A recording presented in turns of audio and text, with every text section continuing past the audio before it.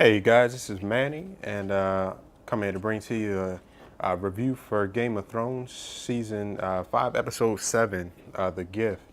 Kind of late in the game coming with these reviews, but I figured I'd go ahead and do some reviews these last couple episodes because I think this season has been pretty good. So I kind of want to get some discussion on it and talk about what I think is going to happen next and everything. Talk about what happened in the episode. So yeah, let's get started. I mean, first of all, it starts at the wall. So we'll kind of go over what's going down at the wall. So we see Jon leaving with Tormund, which I mean, there's not really much there besides what we already knew from the previous episode.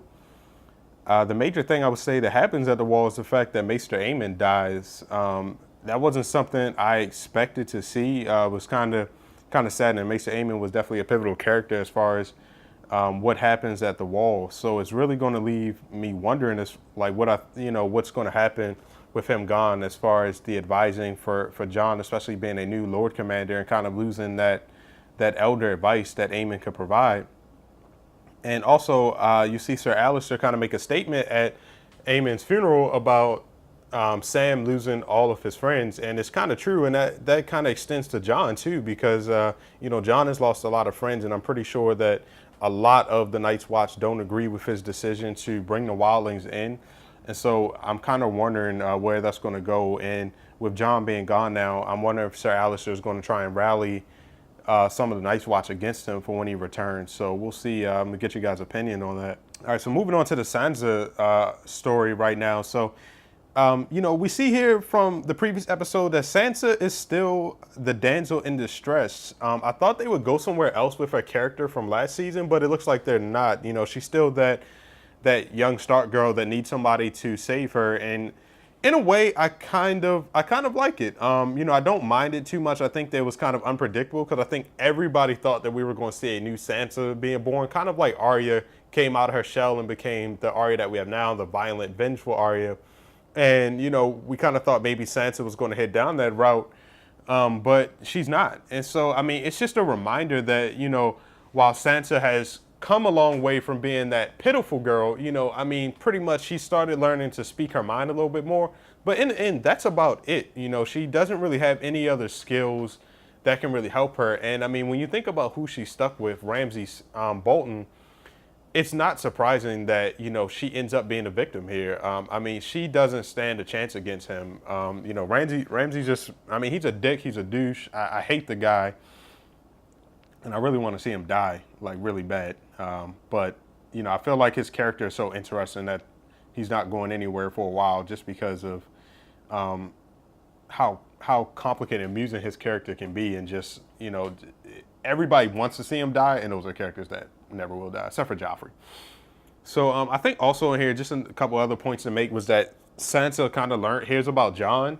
And this was kind of the first time that you hear Jon mentioned around Sansa, or see Sansa thinking about Jon. And usually it was either her father, mother, Robb, or her other two brothers.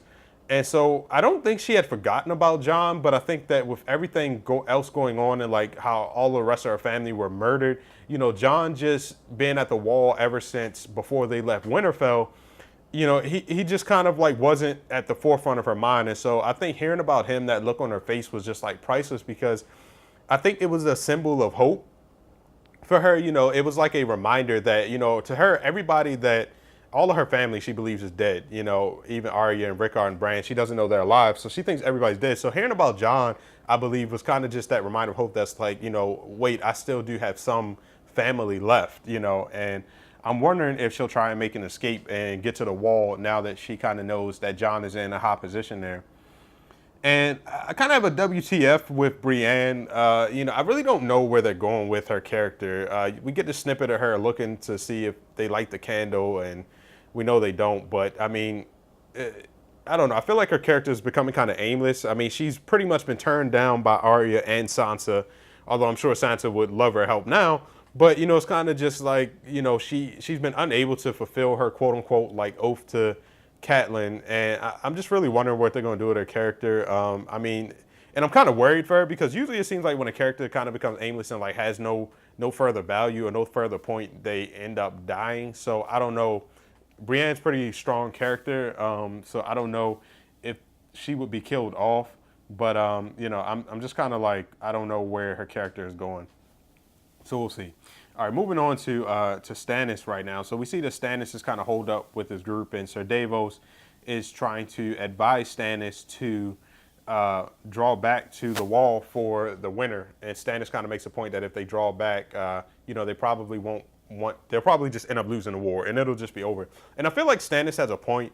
I feel like at this point in time, Stannis, as far as the War of the Five Kings go, he's almost become like irrelevant. Like I don't think anybody's really looking at him as a threat, and Stannis knows that, and so he knows if he goes back to the wall to winter there, like really nobody's going to look at him as a threat, and his own men probably aren't going to want to fight for his cause anymore because there's been so much time. Like there's no more of that fire and desire to actually win this thing. And so I understand why he doesn't want to retreat. But the problem with that is that the Boltons are from the north and they know how to fight in the snow. And, you know, Stannis' army and himself, you know, they aren't really from that area. And so it's going to be pretty tough for him to win a war in those kind of conditions.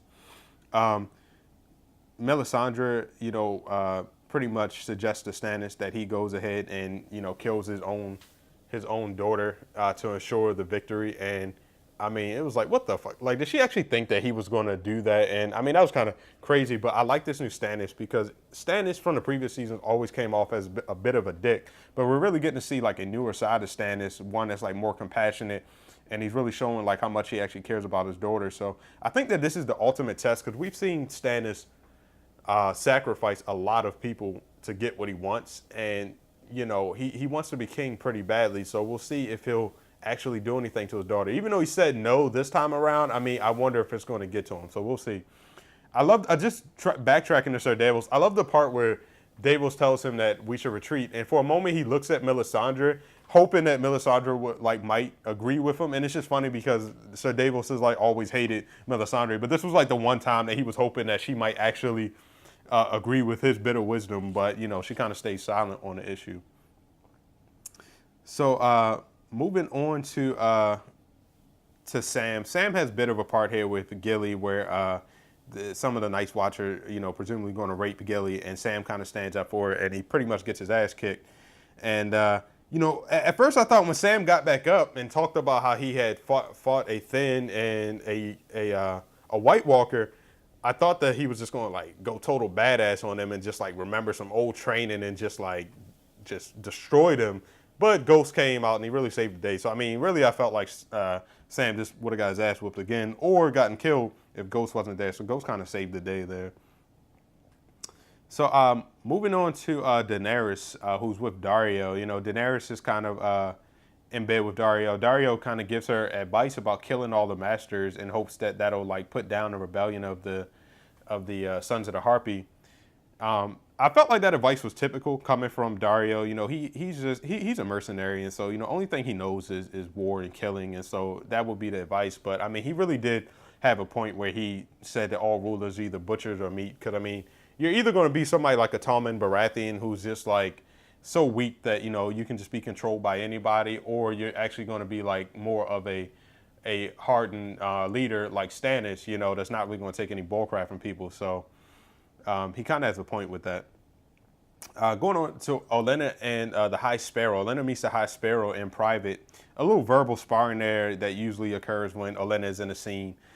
But you really didn't see her winning this. This is like the first time that you really kind of caught her, you know, at a loss of words because she really couldn't figure out what the High Sparrow wants. And this is like one of the first characters that we've seen and that, you know, she's seen that doesn't have an ulterior motive, that doesn't want to be rich, that doesn't want to be all powerful. But I kind of think it's a little bullshit on the High Sparrow's part about, you know, him not wanting anything.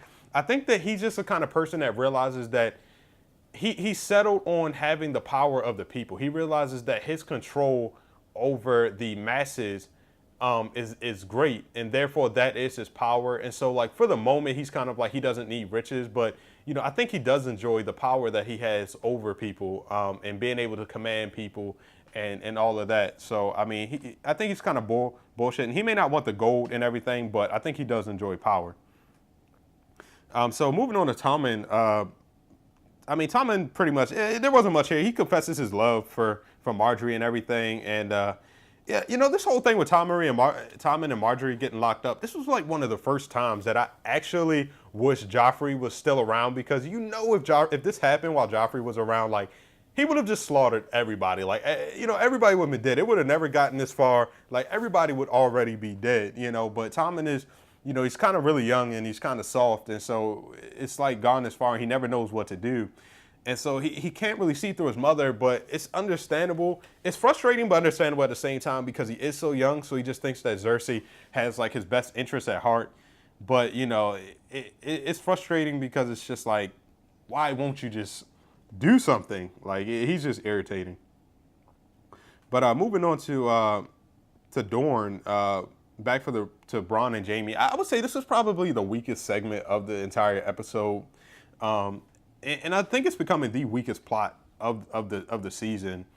I was kind of excited when Bronn and Jaime were like going to Dorne because I really thought it was going to be a show off. But even the fight scene between the Sand Snakes and Bronn and Jaime was kind of lackluster, and this was pretty lackluster as well because I mean you had Jaime who pretty much is like in some nice room and Marcella pretty much tells him that she's not leaving and she's all in love now and then you have Bronn that almost dies from the poison from the blade that cut him, that he was hit with from the Sand Snakes. And then she just kind of gives him the antidote right there, like pretty easily.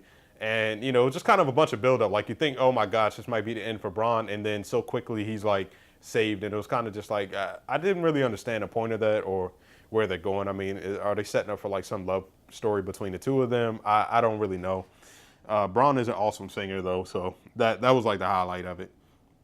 Moving on to Littlefinger. So another scene with Olenna in it, who's always great. So Olenna, suspects that Littlefinger might betray her, and Littlefinger kind of assures her that he's still on her side and that it's actually Cersei, who is who he's pretty much betraying. And I don't think Littlefinger is going to betray the Tyrells. And the reason being is like everybody always wants to know what's Littlefinger's plan. Like, what is he trying to get at? And I think I know exactly what Littlefinger wants. And he's pretty much told us before. And I think Littlefinger just wants to be king. I mean, if you look back at Varys, at the scene where I think it might have been in like season 1 or season 2, I can't remember. But, Varys kind of asks him what's he want. And they're in the throne room, and Littlefinger kind of looks at the throne and, kind of letting him know, like, that's his ambition. And this is the same scene, I believe, where he tells Varys exactly how many swords are actually in the Iron Throne. And so I think Littlefinger wants to be king. And so I'm going to just to jump off of this episode real quick and just to talk about what I think his full plan is. And then you guys can kind of share with me what you guys might think Littlefinger is going to be up to. But I think his full plan is have Stannis and Roose Bolton fight each other in the Winter Snow. Whoever wins, he's going to go in there. He's going to pretty much he's going to destroy the rest of their army because they'll already be weakened from the battle. Then he's going to claim Winterfell. I believe he's going to take Sansa Stark as his wife and then become Warden of the North. Even though he promised Cersei that he would kill her, like we know that Littlefinger cares for Sansa, so he's not going to kill her.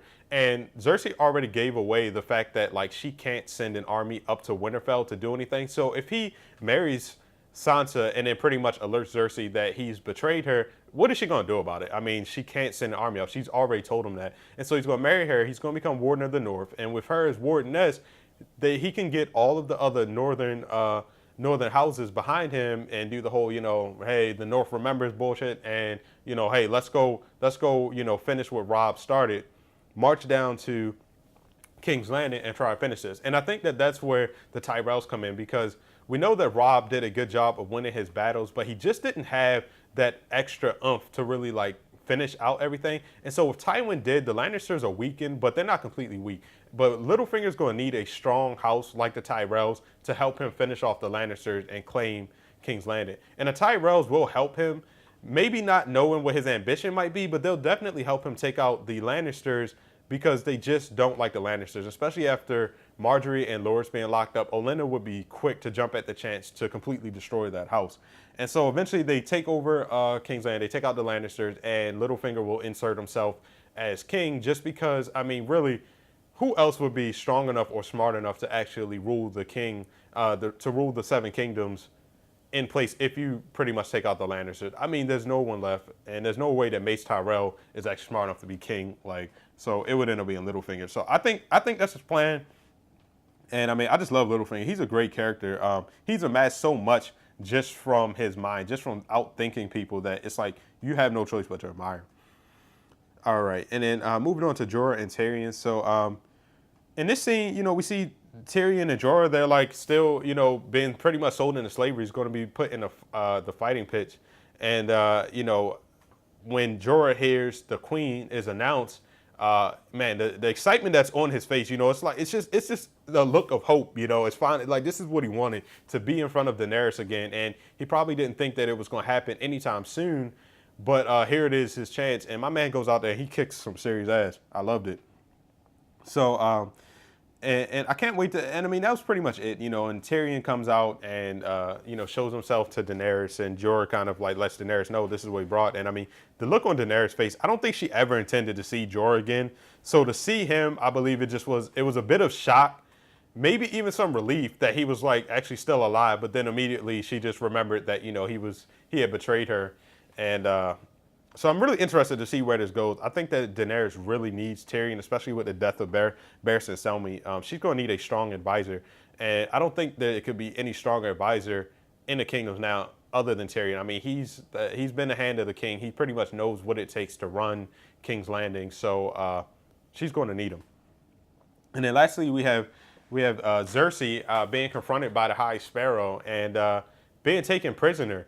And I just didn't understand. I don't understand how Cersei didn't see this coming. And I think it just goes back to what her father Tywin told her, that she's not as smart as she thinks she is. And it's true, because she didn't believe the High Sparrow when he really told her that, like, no one's exempt from this, and she kind of just thought, oh, okay, well, that's great. I'll just use this to my advantage and get Marjorie put away. But it's like she didn't reflect on all of the things that she'd done.